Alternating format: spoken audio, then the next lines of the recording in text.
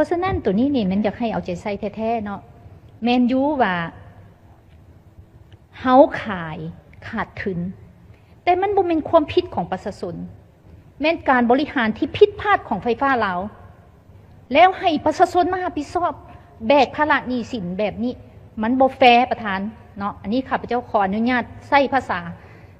ชาวบ้านนี่แหละเพื่อให้เข้าใจง่าย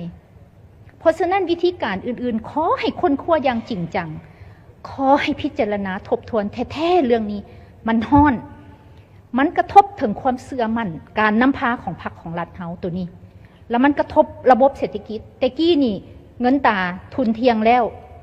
ราคาสินค้าเริ่มนิ่งบัดนี้มีเหตุผลว่าไฟฟ้าขึ้นเฮาบ่ฮู้ว่าเฮาสิไปจบบอนใดประธานแล้วบัดนี้การลงทุนของทุกๆเคือนนี่นะการลงทุนบ่ว่าสิแขนงการใดก็ยาได้เว้าแล้วก็ถือโอกาสเลยนะว่าต้องบังคับให้ผู้ลงทุนนี่ขายภายใน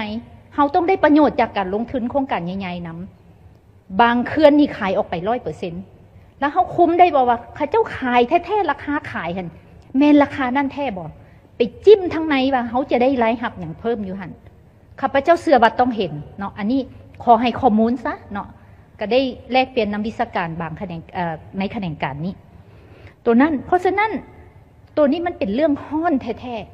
ๆขอฝากให้กรมการเมืองหลายท่านขอให้พิจารณาเข้าใจว่าระดับรัฐมนตรีนี่ก็ลำบากใจแต่อันนี้มันในฐานะตัวแทนประชาชนขอให้รับฟังค